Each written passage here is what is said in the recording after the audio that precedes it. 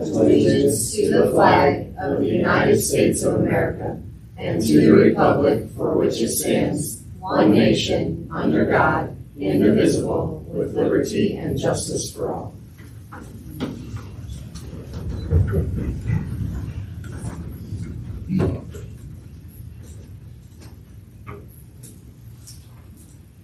Item 2, approval of the agenda. Chair will take a motion to approve the agenda.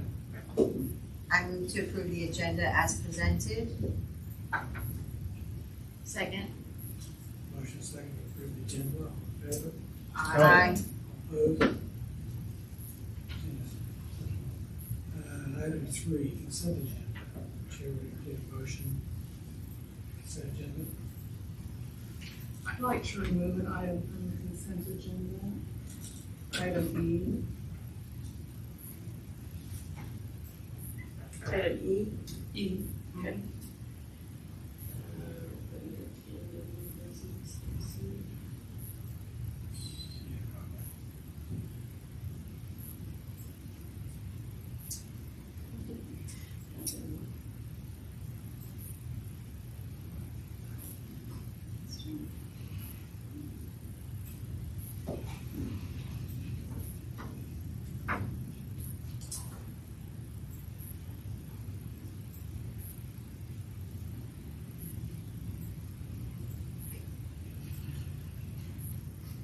Okay, and I think if you refresh now, it'll be in the right place.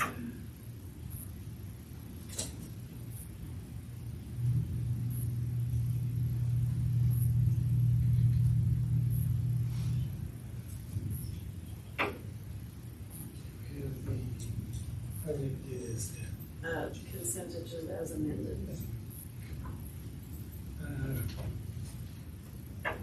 We will, Chair will take a motion for the consent agenda as amended. So moved. Motion second, further discussion. Who's second? I'll second it. I don't know if we have one bit on the second. All in favor? Aye. All opposed? Motion carries. New business, and there's no old business. There's no audience delegations. New business, item A, 6A, superintendent. So, we are in a transition time. I met with cabinet today just to figure out all the pieces that need to be wrapped up. This is a very difficult time for all of these individuals in this row because they're dipping their hands in two different years, wrapping up last year and beginning this year. And so we're really looking forward to the beginning of the school year. We know we have some time, that it'll be here and on us as quickly as possible. Jill is not here with us tonight. She is gone. She'll come back tomorrow. We have a very special luncheon for a very special person, and we hope to share pictures and some other things about that at our August board meeting, but that's Jason Dekoff with his nomination for Regional Teacher of the Year. So we're excited about that, and we'll have some more when Jill gets back in August. And we have some information, very preliminary data that's starting to come back. We talked last week, or last month, it seems like last week, and we were talking about when would we start to see some of our testing data come in. Annie did a nice job of talking about curriculum and some things like that, but she got an email last week, right in the middle of the week, that said, hey, we've got some very preliminary data.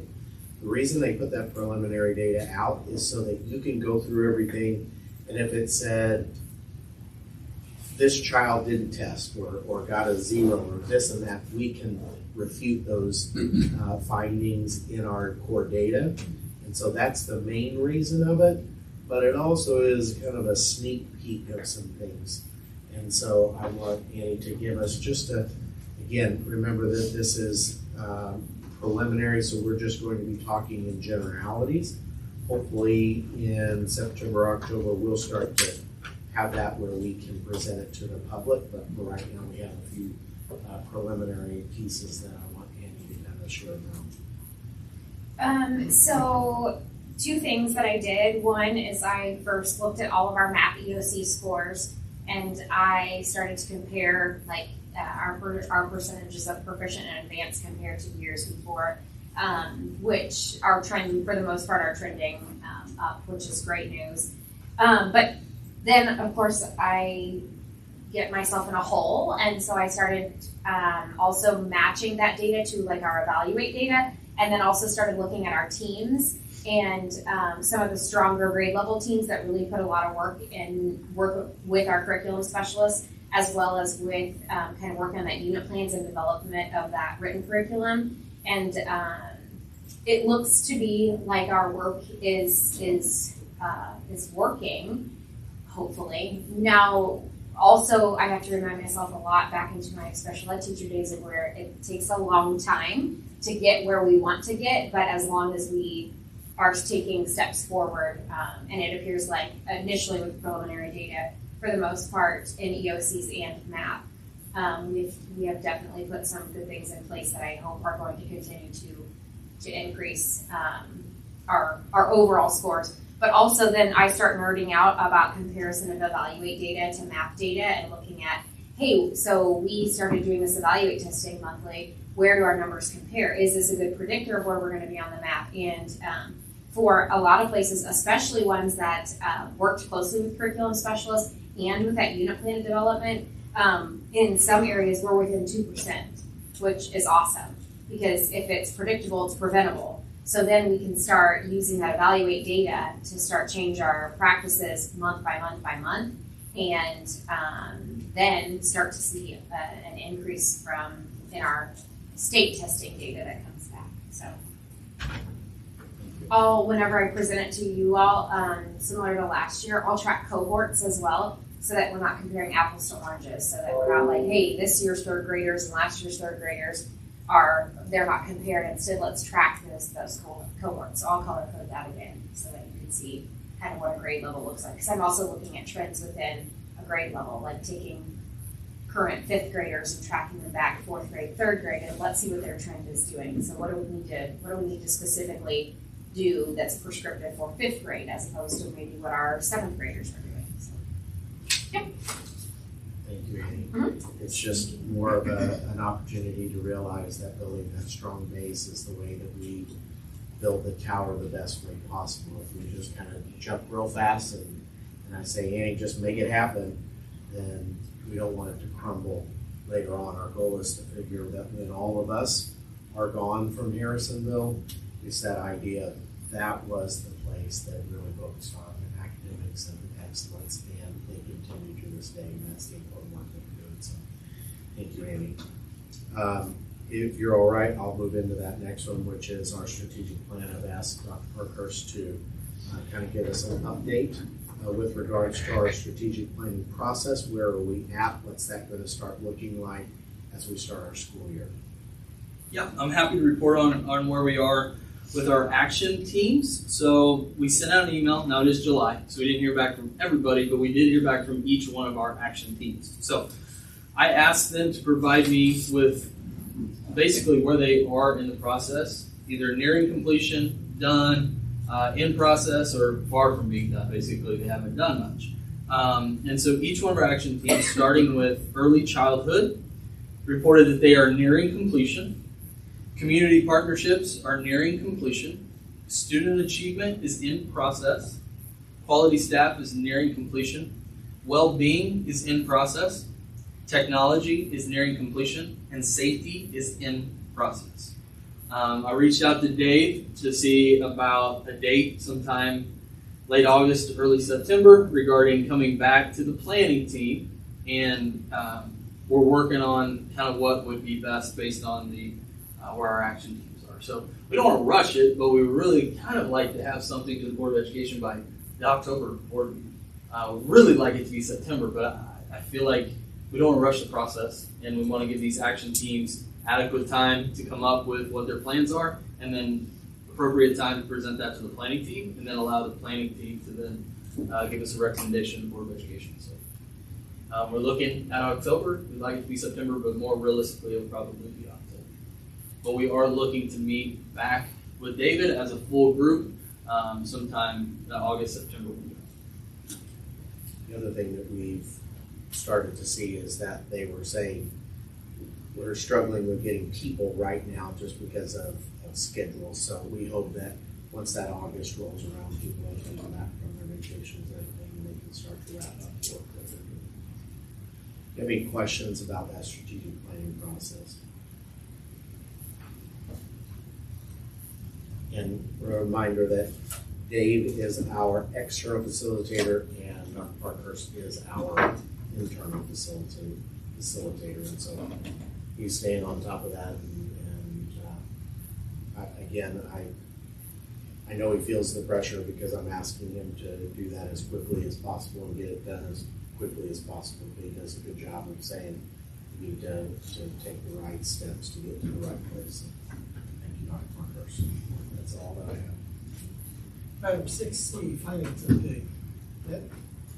So after we approved our amended budget, at the last meeting, overall, we ended at 101% of our budgeted revenues and 95% of expenditures. And if you remember, I said I like to underestimate revenues and overestimate expenses just to make sure we kind of fall where we need to be, and that's exactly where we ended up, so I was happy with that.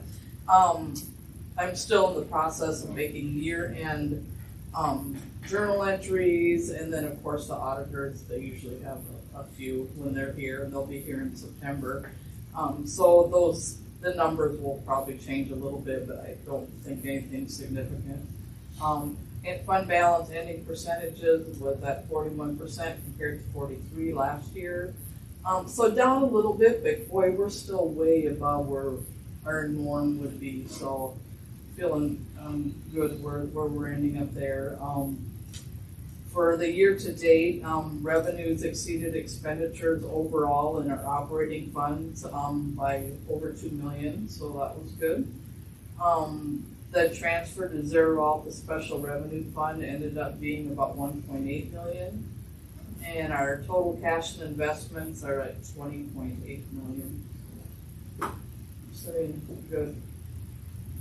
Any questions for Deb? Okay, thank you very much. Item 6D, EGS EN student handbook. This is an action item.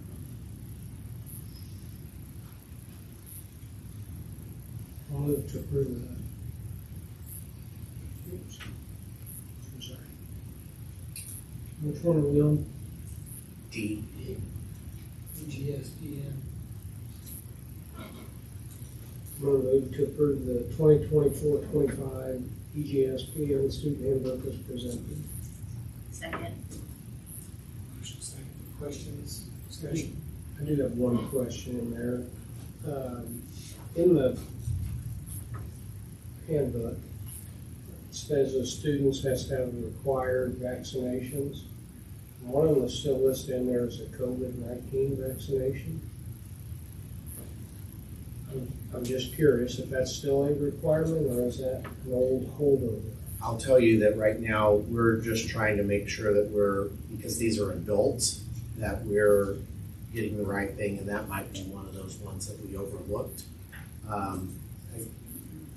It went through legal, but it is something that we can ask them about. It's recommended after Not 6 months. required. It says Not but not required. Not required on required. it. Is recommended after 6 months, but not required on page 7 to 8.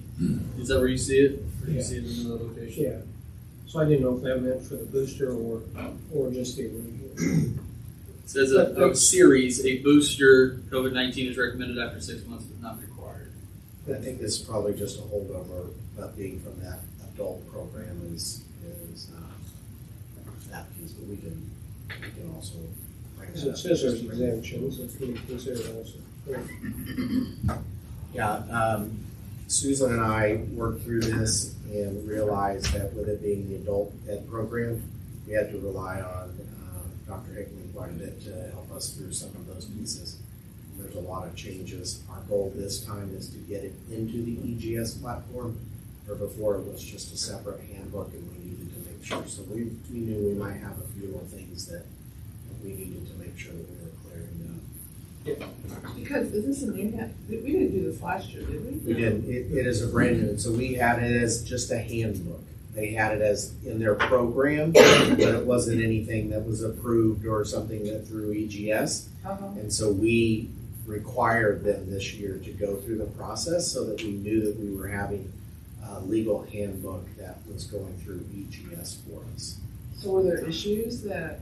There weren't any issues. It was just making sure that we're standardizing all of our handbooks. Okay. So no matter what, when we come across any of the newer ones, we'll make sure that they go through that process, which that one had not. So are there other classes at this ECC that a different handbook would pertain to that? Yeah, with that being the adult ed program, that was the only one. Okay. And so with that, again, that's probably why it hadn't been touched upon previously, because it was the adult ed program. All the rest would fall under the student. Correct, Right. correct. It's got some pretty stringent rules in It there. does. It does. Well, that's good. Got a motion and a second. We've got this, are we good to approve, move forward? They'll adjust it, or do you want to wait to see the finish product? I'm okay, I personally am okay. We'll get some clarification. Yeah, and it's a working document. It is. We need to revisit, but Any other questions or discussion? All in favor, say aye. Aye. All opposed, motion passes. Item 6E, 2024-2025 lunch prices. This is an action item. Motion. I move to approve the breakfast, lunch, and adult meal prices for the 2024-25 school year as presented. Second. Motion and second. Any discussion, questions? I'll just kind of note that Deb has worked hard to make sure that we're keeping our prices the same for our families. There's just a little bit of change. Again, OPA does a great job of supporting where we're at and making sure nutrition is right. We did do an uppage for second meals as well as some for the adult meals to help kind of offset. But we really want to make sure that we're keeping those student meal prices the same, which would be good for our families. Anything else? Hearing none, all in favor, say aye. Aye. All opposed, motion passes. Item 6F, booster club contract. This is an action item. Need a motion. I'll move to approve the 2024-25 Booster Club contract as presented. Second. Motion second, any question or discussion? Seeing none, all in favor say aye. Aye. All opposed, motion passes. Item 6G, donations to the district. This is an action item. Entertain a motion. I move to approve the list of donations as presented. Second. Motion second, discussion, questions? I just wanted to point out how grateful the district is for these donations to the different programs. And I'd also like to state, I hope all the activities in sports are being treated equally. It just seems like that there's been quite a few donations coming in for different things, which is good. I really appreciate the community support. I guess I'm just a little bit concerned that they're needing to do this. That's what I'm saying. For materials or supplies or whatever it is they're raising it for. So I just want to make sure administration is keeping an eye. I know you are on these things. Good. Other questions or discussion? Seeing none, all in favor say aye. Aye. All opposed, motion passes. Item 7A, adjournment. Chair, entertain a motion. Move to adjourn the regular meeting, time 7:19. Second. Motion motion lost the second. bet? Son said 7:24. All in favor, say aye. Aye. Opposed? Yeah, you're winning.